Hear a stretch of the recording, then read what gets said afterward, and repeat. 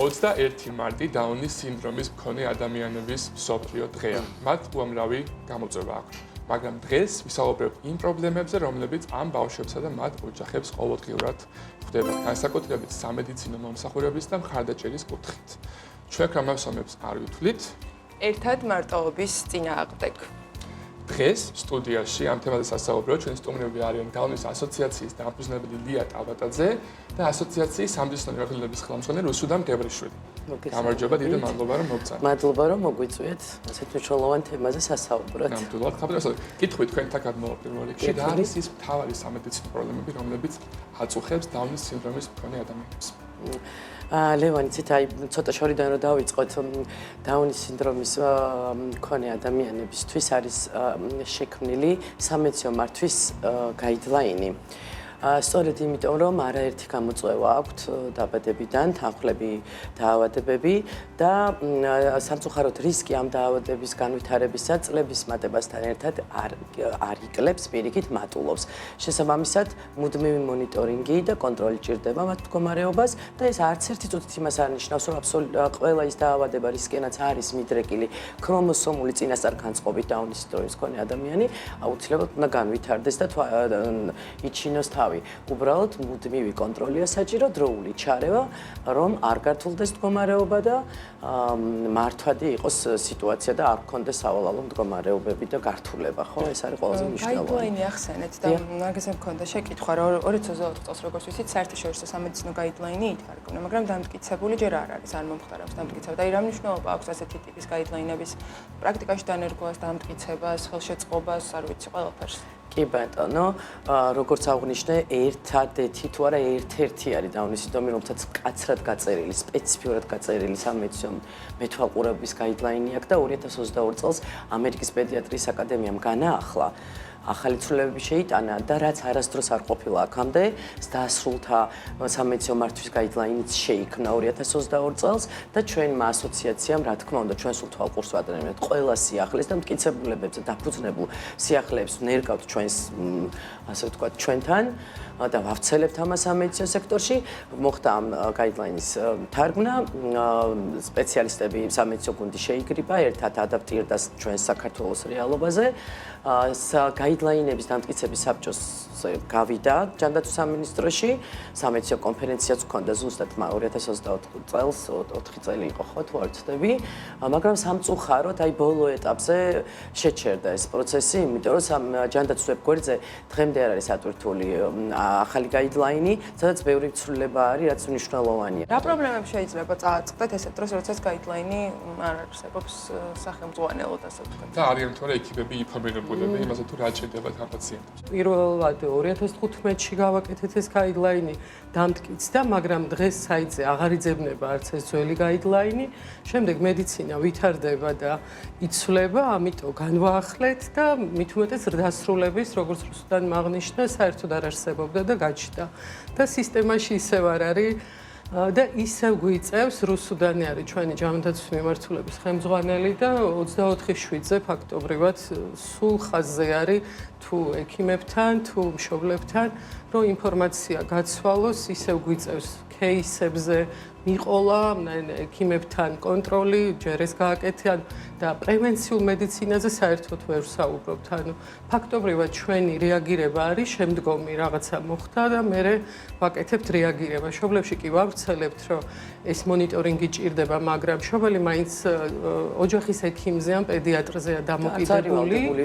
არც არის ვალდებული, რომ სულ იხედოს, ხო, ანუ იმდენი გამოწვევები და სტრესები, ანუ სულ გაიდლაინით ხელში ვერ ივლის ხო მშობელი ფიზიკურად, მაგრამ უწევს. ხო, ამიტომ ექიმს არის მინდობილი და მონიტორინგი და პრევენციული მართვა ვერ ხდება და როცა რაღაცა რთულდება, მაშინ გვიწევს იმ кейსებზე გაყოლა და ანუ ძალიან რთულია და თან გარდა მაგისა დაფინანსებაც არა აქ, ანუ ჩვენ ამ გაიდლაინის დამტკიცებით, ანუ ერთადერთი რაც აკლია მინისტრის ხელმოწერაა, რომ აიტვირთოს ჯანდაცვის სისტემაში, თორე პროფესიულმა წრემ დაამტკიცა უკვე გაიდლაინების ეროვნულმა საბჭომ, ხო და 2 წელია თუ მეტი ველოდებით ამ მარტივ ხელმოწერას. ჩვენ ბავშვებთან ბოლო კვლევებით დადასტურდა, რომ 80%-ზე მეტი შეიძლება შემთხვევა იყოს ძილის აპნოე, რაც არის ძილში სუნთქვის შეჩერება. ეს არ არის ქართული კვლევა, საერთაშორისო კვლევებზე დაფუძნებით საუბრობთ და ეს კვლევები დღემდე უძვირესია და ექიმებმა არც იციან, რომ ამას უნდა მიაქციონ ყურადღება. და ხშირად მშობელი, იმიტომ რომ პრევენციული რაღაც კვლევა ჩაუტაროს, ასეთ თანხას უბრალოდ ვერ გადადებს და არ უკეთებს. და მხოლოდ მაშინ დგება ეს კვლევა, როცა რაღაცა რთულდება.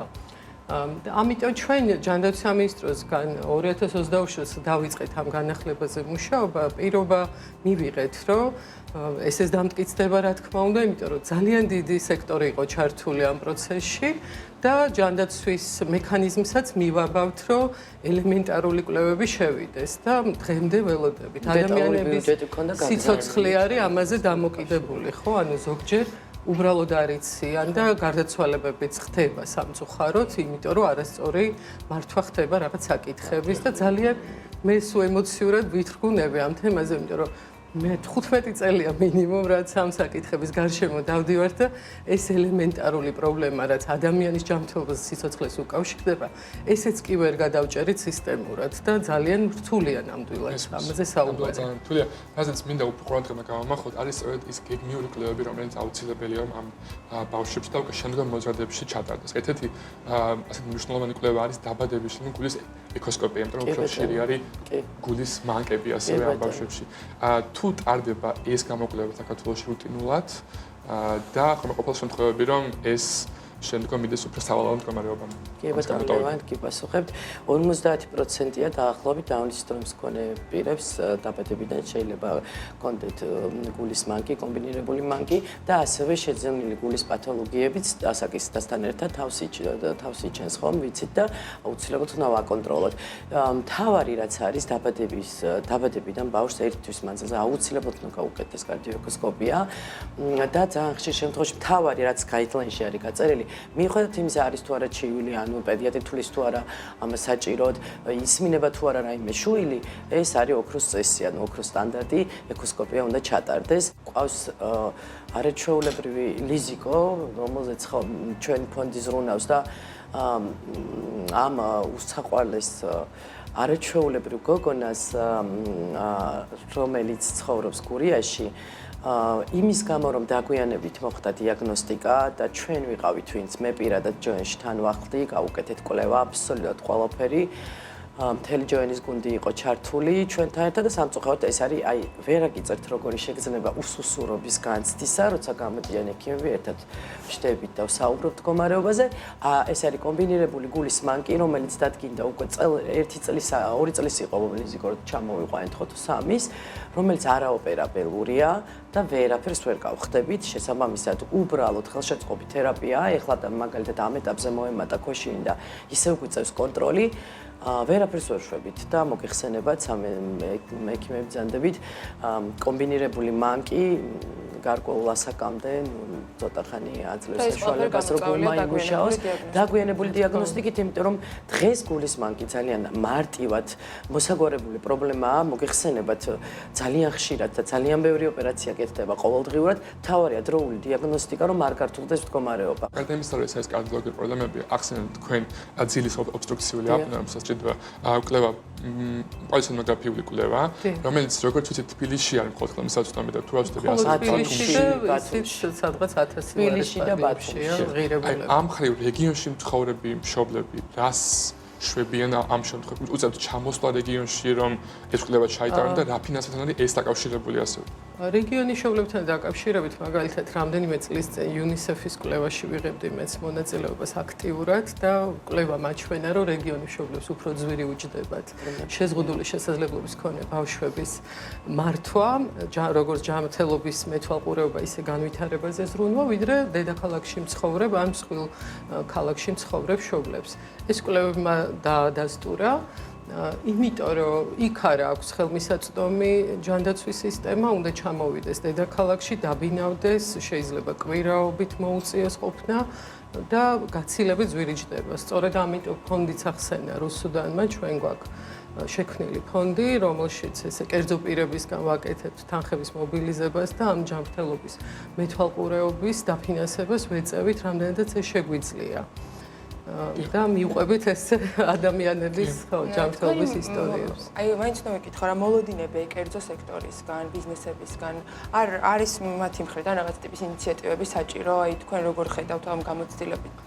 დიახ, ეხლა ვინაიდან ვიცით, რომ რესურსებზე ხელმისაწვდომობა ფაქტობრივად ძალიან მცირეა ჩვენს ქვეყანაში და ჩვენი ორგანიზაცია, ასოციაცია არის, რა თქმა უნდა, არასამთავრობო ორგანიზაცია თავისი სტრუქტურით და ყოველთვის იყო 100%-ით გრანტებზე დამოკიდებული, უცხოურ გრანტებზე, იმიტომ რომ ჩვენ სახელმწიფო დაფინანსება არასდროს არ გქონია და არც უნდა გქონდეს, იმიტომ რომ ინტერესთა კონფლიქტში არ იყოს სახელმწიფოსთან. შესაბამისად, რესურსებზე ხელმისაწვდომობა არ გვაქვს, ის რაც ვახსენეთ, რომ სამეცნიერო სექტორს ჩვენ ვუზიარებდით ტრენინგებით მათ შორის, ამასაც ვეღარ ვაკეთებთ და უბრალოდ ესე ჩვენი სივრციდან ვაწვდით მათ ინფორმაციებს. ამ ფონზე, რა თქმა უნდა, ბიზნესების მხარდაჭერა არის ძალიან მნიშვნელოვანი, იმიტომ რომ რაღაცნაირად საზოგადოებამ, მათ შორის ბიზნესმა უნდა აიღოს პასუხისგებლობა თავის მოქალაქეებზე და ის საჭიროებები, რაც გამოჩნდა, რომ ფაქტობრივად არ კეთდება ხო სახელმწიფო დაფინანსებით, რაღაცნაირად დაეხმარონ ჩვენაირ ორგანიზაციებს, რომ შევძლოთ ამის გაკეთება, ხო? ასეთი მაგალითები ძალიან ბევრი გვაქვს განვითარებულ ქვეყნებში. და ჩვენი ქვეყანაც დიდი ხანია CSR-ის მიმართულებაზე, ანუ ბიზნესის სოციალურ პასუხისგებლობაზე რაღაცა ნაბიჯებს სულ დგავდა, მაგრამ სამწუხაროდ ეს ვერ იქცა რაღაც გრძელვადიან მდგრად მხარდაჭერად. მაინც დღემდე ბიზნესები ერთჯერად რაღაც საქველმოქმედო ღონისძიებებით შემოიფარგლებიან და ძალიან ნელა, მაგრამ ნელ-ნელა რაღაცნაირად ჩვენ და ბიზნეს სექტორი ვიზრდებით, რომ უფრო მეტი ვისწავლოთ ერთმანეთისგან და დიდი იმედი გვაქვს, რომ ეს გამოგვივა, ამაში ბევრ ძალისხმევას ვხარჯავთ.